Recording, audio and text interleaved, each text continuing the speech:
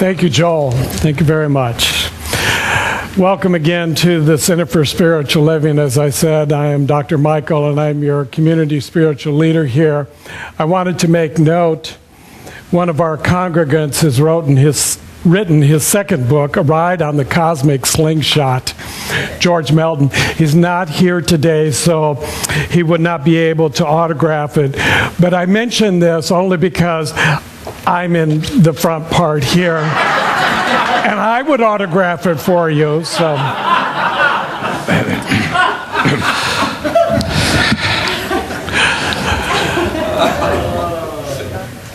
selfless shame. It's a new dawn. It's a new life. I know how I feel. The fall equinox is about to arrive here. And it's that time of year when, once again, the planet Earth just tilts a little bit more in another direction, and so we get, a little bit different angle on the sun. But we're still spinning at an incredible rate of speed, flowing through the cosmos, out into the universe, into this extraordinary, magnificent, and wonderful experience that we call life. Are we all having this experience?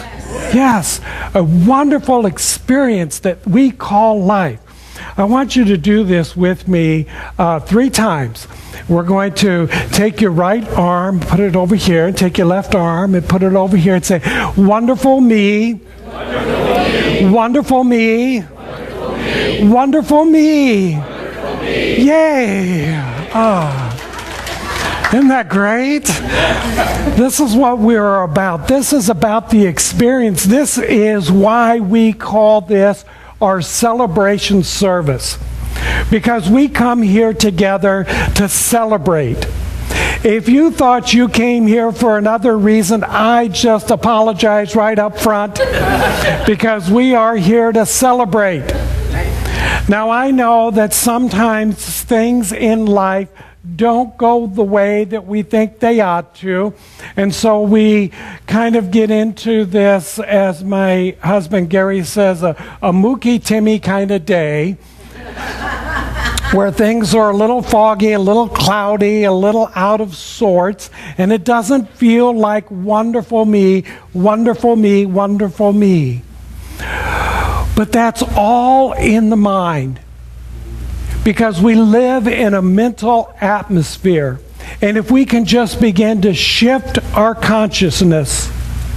Did you know that consciousness means to know? So as you heard our practitioner Roberta said this morning when she said, "I know that I know that I know." That's consciousness.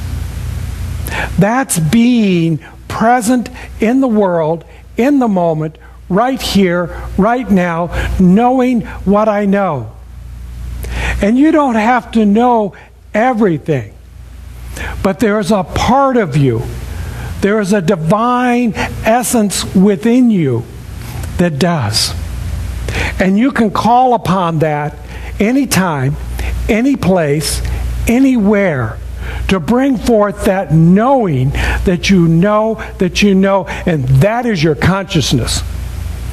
And when you awaken your consciousness to the fullness, to the wonderment, to the magnificence of who you are, then you will show up here in celebration, because everything else will dissipate and move itself away from you. My message today is based on one of my favorite parts of the Science of Mind textbook by our founder, Ernest Holmes. Part 3, Chapter 18, The Law of Attraction. And I'm just absolutely in love with this chapter.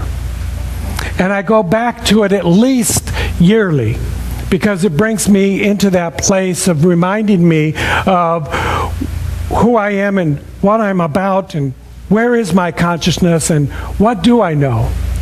And I go there when I'm having those moments when I'm not sure of who I am, or what I'm about, or where I'm going. And it brings me back to that place of the magnificence, of the wonder, of the beauty of who I am. So if there's a chapter that I would recommend for you to read often, it would be that one, chapter 18, The Law of Attraction. Basically says that we are either in one of two modes. We're either attracting something into our life, or we're repelling something out.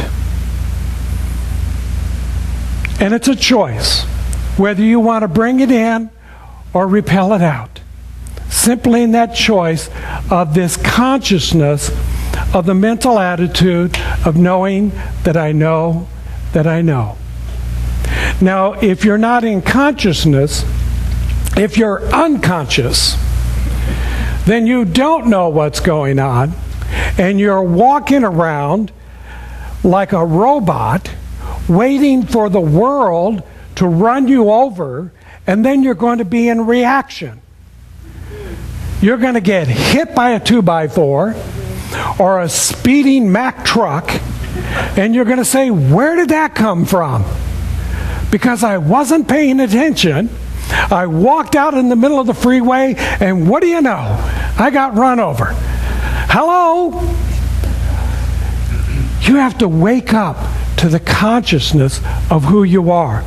You have to know the thought patterns that you are creating in your mind in order that opens up the doors and the windows to your life that allows for things to come in and sends out those things that you are done with that are no longer serving your highest and greatest good. And you know what they are. As Roberta was also saying, you did a wonderful job today. Yeah. Yes. Such great material. She was talking about when she requests a prayer. She will ask for the ministry of prayer to do prayer for her. She knows what she wants. She's very clear about it. 2 weeks ago, we did that treatment for her so that she would have the right and perfect relationship. And I'm guessing that maybe sometime in those 2 weeks, she started walking around thinking, oh, maybe I'm not worthy. Or maybe it's not ready. Or, and right away just disses the whole thing. So I sometimes have to remind her, as I do other people, get over it. Wake up, remember who you are, and get back in alignment with the truth of your higher self, where you know that you know that you know. I chose to go on vacation September 11th, 9/11. I've been doing that for several years now. Partly out of a desire that I wanted to prove to the world that I had nothing to fear, that I could travel in any mode that I chose, anywhere that I wanted to go, and that I would be safe and secure, and that everything on my trip would be absolutely perfect. And I set that intention every year. So I've already set my intention for next year's trip is going to be another perfect, whole, and complete trip.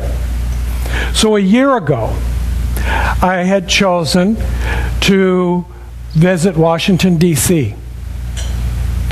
So week and a half, 2 weeks before I go, they experience an earthquake, a hurricane, flooding, and the normal activity of Washington, D.C. of people just, arguing about everything and anything just because they can. And yet the week when I arrived there, it was the most beautiful weather that they had experienced. It was like 80, 85 degrees, gentle breeze.